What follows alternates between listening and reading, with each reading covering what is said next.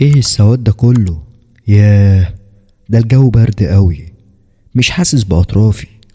ايدي ورجلي متلجين بشكل مش طبيعي. انا مش شايف حاجة خالص. مفتح عيني بس الدنيا حواليا كلها سواد، كحل. مش شايف حتى كف ايدي. انا ايه اللي جابني هنا؟ انا مش فاكر اي حاجة. اخر حاجة فاكرها هو موت عمتي.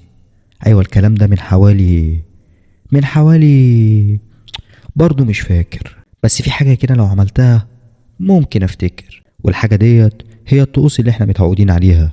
تقوم تحضر سماعتك وقهوتك وتجهز علشان سهرتك.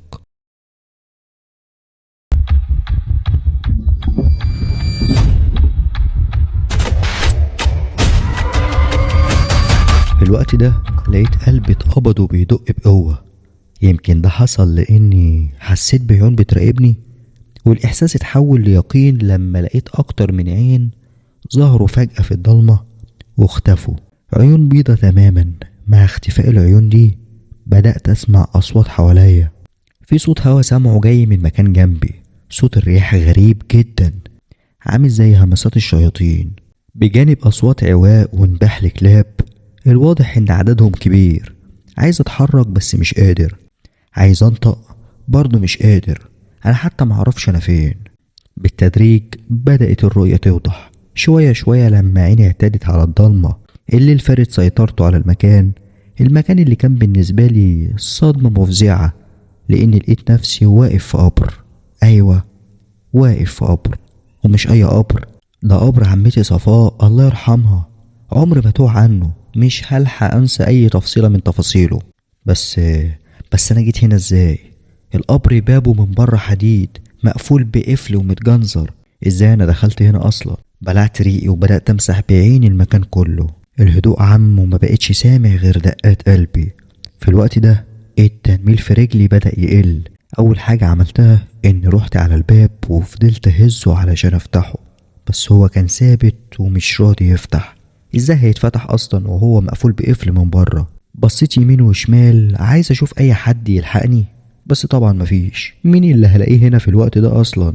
لفت نظري من بعيد كلب ضخم بدأ يقرب ناحيتي، وانا بخرج راسي من فتحة الباب الحديد.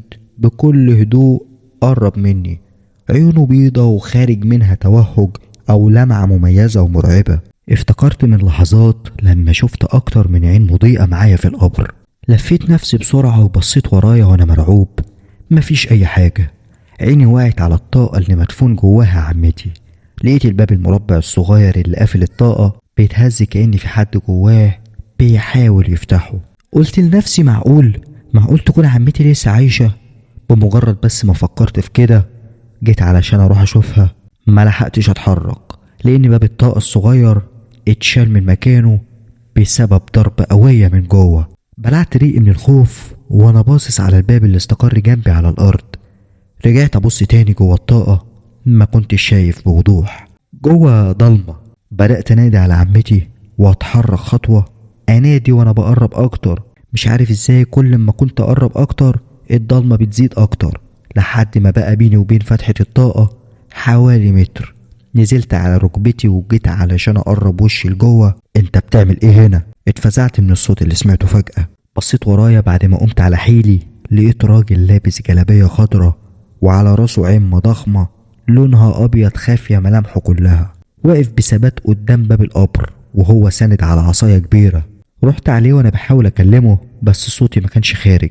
شاورتله يفتح لي الباب بس هو فضل واقف ثابت من غير ما يتحرك، وقال لي نفس الجملة مرة تانية: انت بتعمل ايه هنا؟ مش عارف ليه لما قربت منه شميت ريحة بشعة عاملة زي ريحة حيوان ميت، وده بالفعل اللي انا لقيته.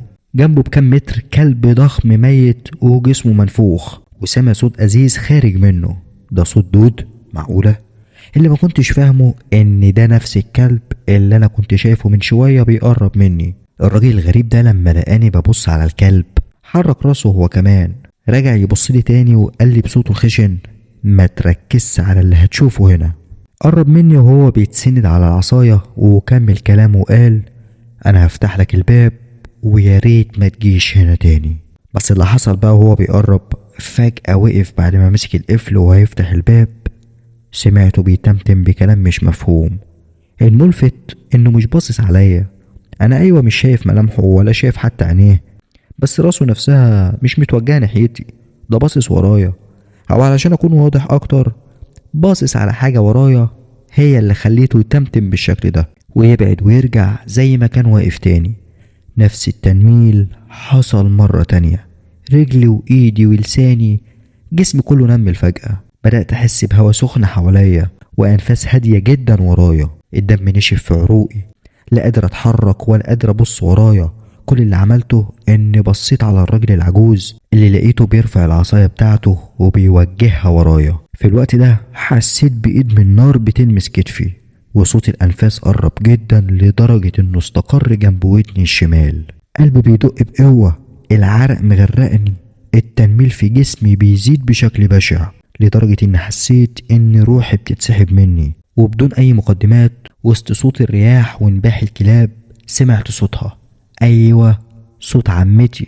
أيوة، عمتي اللي ميتة، وهي بتهمس في ودني الشمال وكمان بتغني لي الأغنية اللي كانت بتغنيها لي وأنا صغير. ساعات ساعات وساعات ساعات أحب عمري وأعشق الحاجات، وساعات ساعات. كان في صدى صوت بيتردد حواليا وسط خوفي ورعبي من اللي أنا فيه. بس بصراحة دمعتي نزلت مني، ما كانتش مجرد عمة، دي كانت أمي وأختي وصاحبتي. بصعوبة حركت راسي عليها، بس بطرف عيني قدرت أشوف اللي ورايا علشان أتفاجئ إن مفيش حد خالص. جيت أبص قدامي مرة تانية، لقيت عمتي واقفة مكان العجوز وهو مش موجود، واقفة بتبص عليا وعليها كفانها الأبيض المتطرب.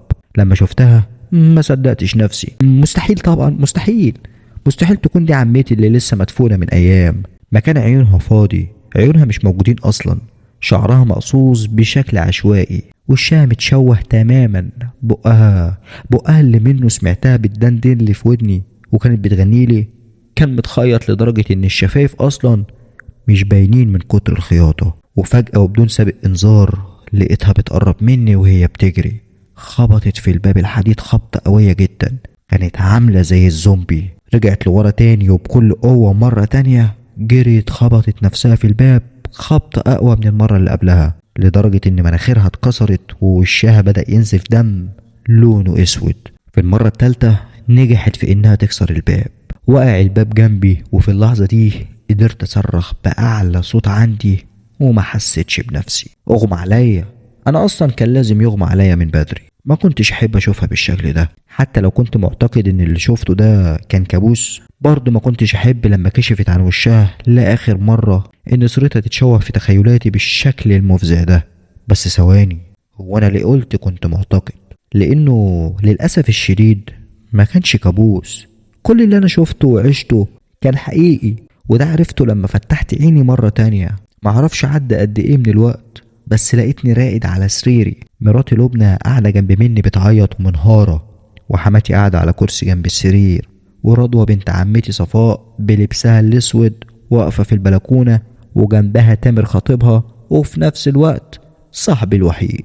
لما لبنى شافتني فتحت عيني، حضنتني وهي بتقولي بانهيار كنت هموت من القلق عليك. حماتي قامت تنادي على تامر ورضوى وهي بتقول بصوت عالي مش قلتلكم سيدنا الشيخ هو اللي هيقدر على الاسياد؟ تامر جالي ملهوف وهو بيطمن عليا، وشه كان اصفر جدا، شفت على ملامحه نظرات غريبة، كان واضح عليه طبعا انه متوتر. قال لرضوى وهي كانت جاية بتقرب عليا ببطء وهي بتقدم خطوة وتأخر التانية، حبيبتي حاسب الازاز، ابعدي عن المراية دي خالص. رضوى كانت بتبص لي بنفس نظرات الكره المعتادة منها. حاولت اتحرك، حسيت ان جسمي كله مدغدغ، قلت بصوت واطي وبألم وانا باصص لتامر ايه اللي حصل؟ انا مش قادر افتكر اي حاجة. ضحك ضحكة خفيفة كده وبيحاول يطمني بيها بس ما اتكلمش. انا عارف تامر كويس، تامر مخبي عليا حاجة. لقيت حماتي بتقولي ادعي لسيدنا وتجرسنا، هو اللي شفاك بايده الطاهرة. لبنى قامت من على السرير ووقفت جنب حماتي وقالت عندك حق يا ماما،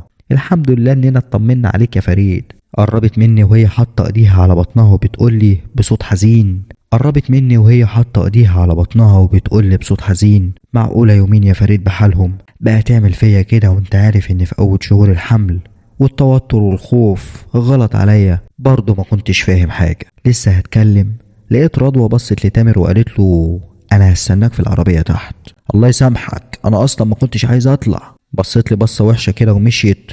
تامر قال لها طب اسبقيني وانا جاي وراكي. خرجت ولبنى وراها، وتامر قام وهو بيقول ما تزعلش يا صاحبي، انت عارف بقى اللي فيها، وموت امها مأثر فيها اكتر كمان.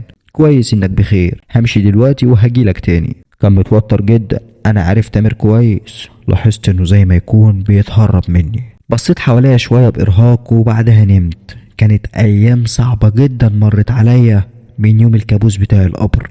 لبنى مراتي قالت لي اني كنت مختفي يومين بره البيت. طبعا انا مش فاكر اي تفاصيل، وكل ما اسالها او اسال حماتي اللي في الفتره دي ما كانتش سايباني يقولوا لي مش مهم اللي فات، البركه في الشيخ. حسيت اني بتغير الفتره ديت للأسوأ. بعد ما اتعافيت وقدرت اقوم من على السرير ما كانش جوايا اي طاقه ان اعمل اي حاجه. حتى المدرسه اللي انا كنت شغال فيها ما بقتش طايق اروحها. ومدير المدرسه بنفسه اتصل بيا يطمن عليا. زعقت له وغلطت فيه بدون اي داعي وقفلت في وشه. مراتي وحماتي طردتهم من البيت وحركت عليهم ما اشوفش حد فيهم طول ما انا صاحي. وبقيت افضل القعده لوحدي، ما بقتش طايق اشوف اي نور. قفلت كل الشبابيك وكل مصدر للنور، لدرجه اني كسرت كل اللمبات اللي في الشقه وبقيت قاعد في الضلمه الكحل. ما بقتش بطيق الميه تنزل على جسمي، ريحتي بقت مقرفه.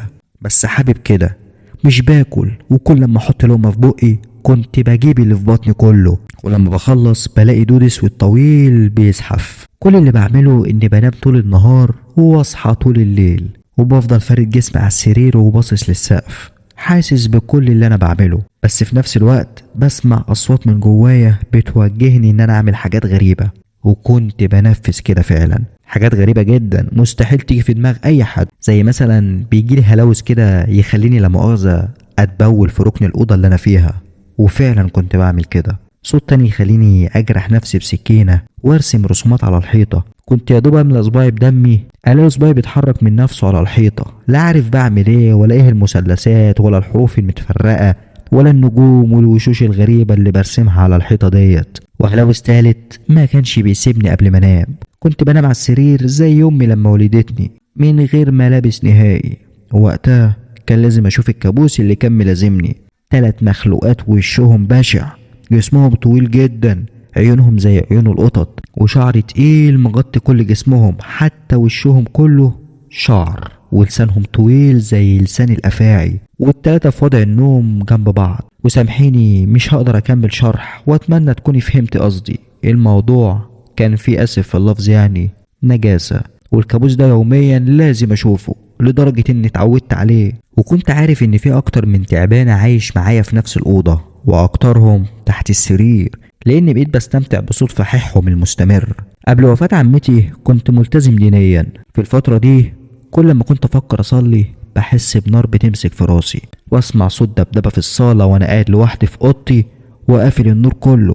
واخرج مفيش حد موجود. كنت كل يوم اصحى الساعة 12 بالليل ادخل المطبخ علشان اشرب، بلاقي صينية الاكل اللي كل يوم الاقيها متغيرة والاكل زي ما هو. كان واضح ان لبنى بتيجي الشقة وانا نايم، بتجيب لي الاكل كل يوم وتاخده تاني يوم وتجيب لي اكل غير. كنت بلاقي على الارض جنب التلاجة حتة لحمة كبيرة، انزل على ركبتي واكل فيها بكل شراهة وانا مستمتع جدا. بس ما كنتش بمسكها، انا كنت باكلها وهي على الارض، وبحس برجلي بتدوس على راسي لحد ما اخلصها كلها. اللحمة برغم ريحتها الوحشة وطعمها الخشن المؤزز، بس انا كنت حابب طعمها وفضلت اكل فيها. ويحصل نفس التفاصيل اكتر من اسبوعين، وفي كل مرة الرجل اللي بتدوس على راسي ما بكونش شايف مين صاحبها. بمجرد ما اخلص اكل برجع اتحرك من جديد. وفي يوم كنت بين الصحيان والنوم سمعت في الصالة اصوات كتير متداخلة في بعضها، خبط على همهمة. قعدتي في الضلمة خلتني اشوف بوضوح فيها. بصيت في الصالة لقيت كلب ضخم واقف عيونه منورة، وعلى الارض كلب تاني واضح انه ميت، والكلب الضخم بياكل في الكلب الميت. وفجأة فصل رجله بأسنانه الحادة ومسكها بين أسنانه وبدأ يمشي بيها للمطبخ. بمجرد ما دخل المطبخ غمضت عيني ورحت في النوم. لما صحيت رحت كلت اللحمة اللي لقيتها في مكانها، وجيت علشان ارجع الأوضة تاني لقيت حد واقف جوه. كنت خارج من المطبخ وعيني وقعت عليه، كان واقف بيهز هزات خفيفة يمين وشمال، ايده جنبه. لما بصلي رفع ايده اتجاهي وبيأمرني اقرب منه، وده اللي انا عملته. ما كنتش خايف، شعور الخوف اصلا اختفى من جوايا. ولما قربت لقيتها عمتي. استنوا الجزء الجاي وتصبحوا على خير.